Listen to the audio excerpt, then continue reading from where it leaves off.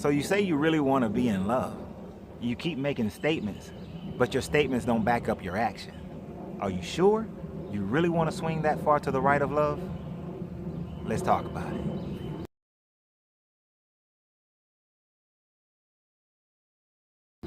And welcome everybody, this is your Coach Renz and I appreciate you being here. For all those who've been participating in the giveaways, congratulations for all the winners. If you want to be a winner in the next giveaway, which is a 10-pack of Uncle Renz popcorn, type hashtag Uncle Renz popcorn down here in the comment section. If you're over on Facebook, it doesn't work on Facebook. You're not in the drawing. You got to come over to YouTube and do it, and you have to be a subscriber on YouTube. So I look forward to it. Appreciate everybody for being here. All my subscribers, if you're new, finding me for the first time, I'm glad you're here. We talk about a little bit of everything. This video, we're talking about love, we're talking about relationships, we're talking about heart, we're talking about meditation. At the end of this video, we're going to do a short heart meditation, just for you, just for you. We're going to do a short heart meditation. But before we go there, I want to talk a little bit about the heart, talk about love, the law of rhythm, and the law of polarity. You see, love exists on a polarity. There is no such thing as love by itself. The emotion of love exists on a polarity scale, and for this scale, we're going to say that it's to the far right is love, is pure, unadulterated, in love, passionate love. And to the far left is the pain of losing that love. It's pain, complete loneliness, horror, pain of love. Extreme right, extreme left. Now, in every book of wisdom, whether you're Buddhist, Taoist, Christian, Jew, it tells you to come to consciousness as a little child, to come to source as a little child, come to God, whatever you want to call it, as a little child. People mistakenly think that that's to come with the trust of a child, instead of understanding that it means come with the full state of being of a child. The thing about being the state of being of a child when it comes to love is that when a child is born, a child will give its total, complete, unadulterated love, swing far to the right to whomever is accepting of that love, to whomever reciprocates that love. Because we have to understand that there is no such thing as agape love. There is no such thing as love without a return on its investment. All love has conditions. All love has some level of a return on its investment of putting out that love. Because that love to the far right cannot survive without it being reciprocated. Without it being reciprocated. Where has love ever survived without the reciprocation of that love? No one can remain in that total unadulterated love with someone and they're not receiving that love back. It may not be coming back from that exact person, but somewhere within their life, they have to experience that love. I know many women who are in marriages, in relationship with men.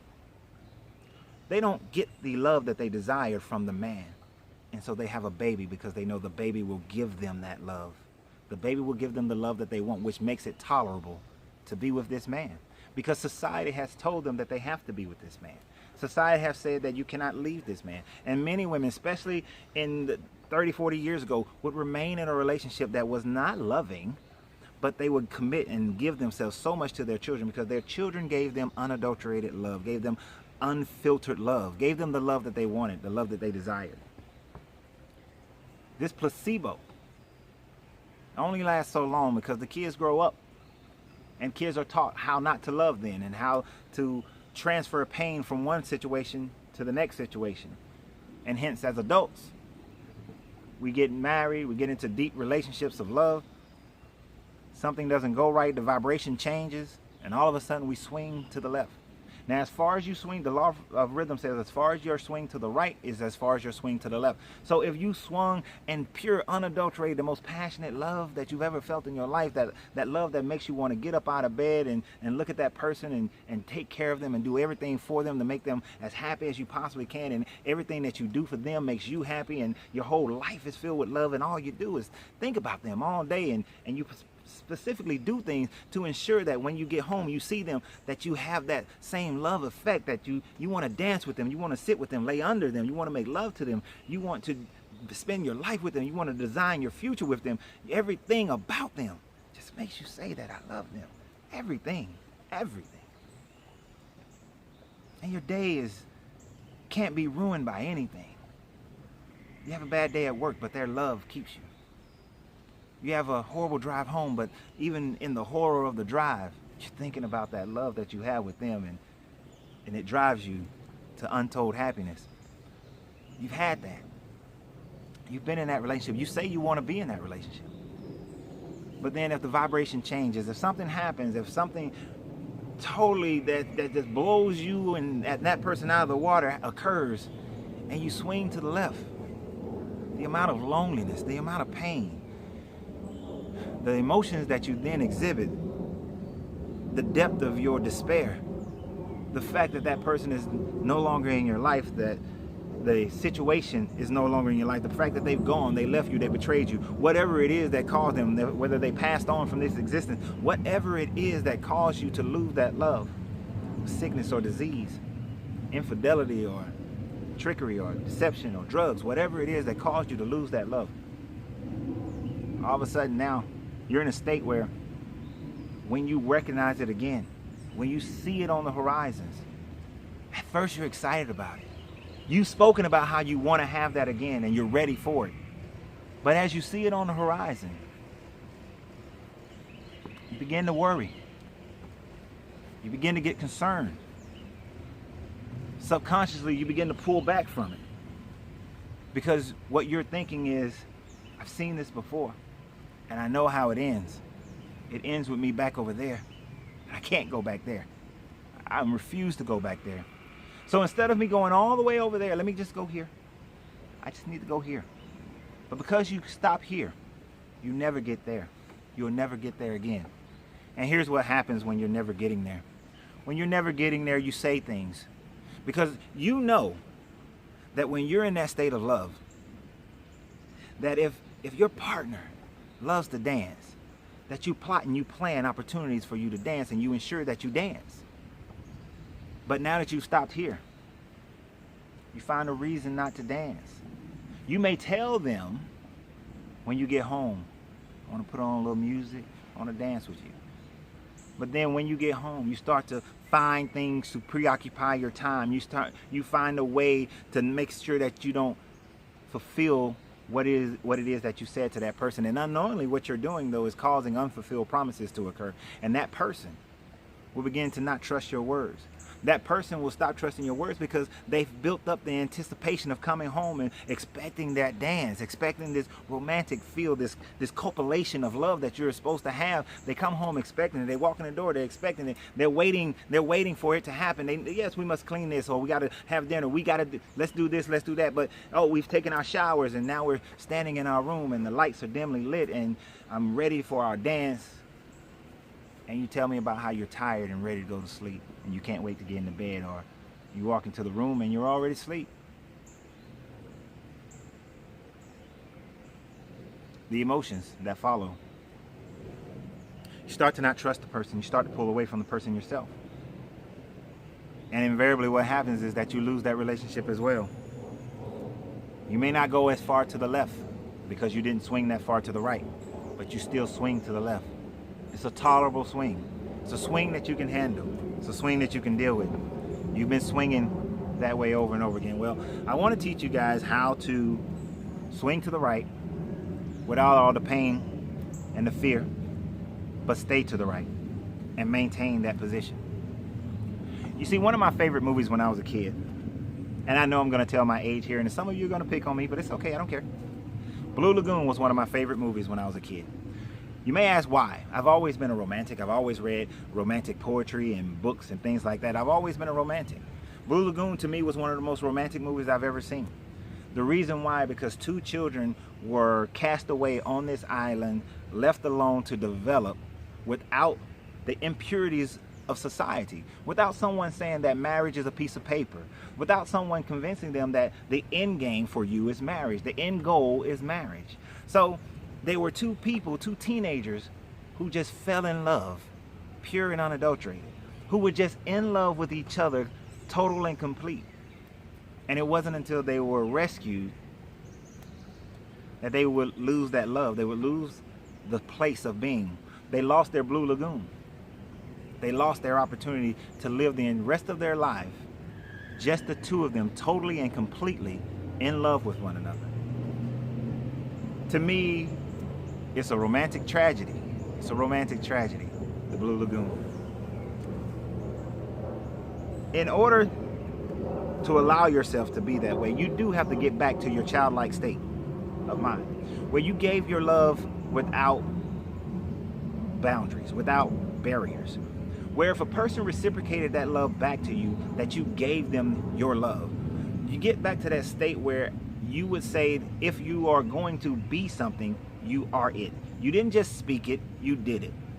I've said many times in my dating career, as well as marriage and just talking to you guys, I'd rather a woman is silent to me. Don't tell me what you want to do. Don't tell me the things that you're going to do for me. Don't tell me how you desire to be. Just do it. Just be it. Just be it. I'd rather you not tell me that when I get home you're excited to see me because you want to jump my bones. I'd rather you just do it. I'd rather you not tell me that when I get home you want to have a picnic in the living room. Just have it set up and just do it. Don't tell me about how you want to learn these new things when it comes to our intimate life, but yet you don't ever fulfill it. Don't tell me and show me your interest in learning something or being something and you never fulfill it. Because what you're creating for me is a liar. Because I will start seeing you as a liar. And I will start treating you as such. When you say things to me, I won't take your word for it. And when I see your actions, I will say that I'm not going to stand here for it. So, we must first be honest with ourselves. Be honest with who you are. Stop lying to yourself and stop using your self-lies to lie to someone else. Be honest with who you are, and so that you can be honest with the other person. If there is something that you just won't do, not interested in, don't want to be a part of, just say so. Let the other person make the decision if whether or not they want to remain. And that other person needs to be honest enough to say yes or no. I can tolerate this or I cannot. I love this or I do not. Be honest with yourselves. After you're honest with yourself, realize that you never have to swing to the left. That if you're honest with yourself, that your choosing of persons to give all your emotions to is not something that you emotionalize from the beginning. You take your time. You get to know them. It may take a year. It may take 2 years, maybe even 3, but take your time. See them in action. As you give your love, if it is not returned in kind, then realize you should not keep giving your love, nor should you keep being in this situation. Know when to cut off the relationship. And that's one of the ways you will stop swinging to the left, because you are keeping your emotions intact. You're keeping desperation out of the situation. So that's what we have to learn to do. We have to learn to understand that. Now, the other aspect of that polarization, that swinging to the right, is realizing that once you get there, everything you did to get there, do 2, 3, 4 times as much to remain there. That is never ending. Too many people have the goal is getting the relationship. The goal is the piece of paper that you call marriage. No, the goal is the state of being in the relationship. That's why it says, come to me as little children. Be in the being of the little children. Be in the consciousness of that. The Taoist master says that if you want to truly see a Taoist master, find a newborn babe. Be in that state. Keep your relationship in that state. And that will keep you there. So I want to show you a quick meditation for that. Similar to meditations we've done before. So I want you to close your eyes. And we're going to talk from your heart chakra. And as your eyes are closed, I want you to see yourself in that state. See the relationship. See how you feel. Feel that relationship. Feel that love swelling in your heart. Feel the warmth all over your body. Feel the happiness and the joy. Smell their cologne perfume. Touch their hair. Touch their arms or shoulders. Feel them. Know what it's like to be hugged and enveloped by them. Have that in your mind. And as you take a deep breath in, deep breath out, if you want to use the mantra is Yam.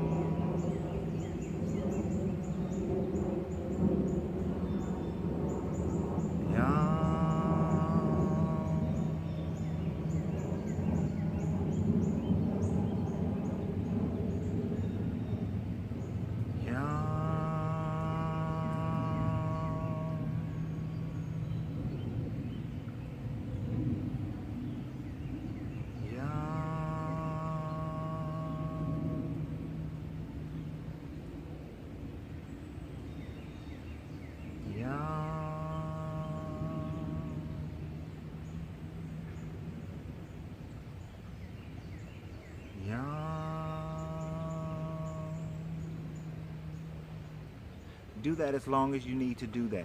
Do that every day consistently. Do that as you walk through your day.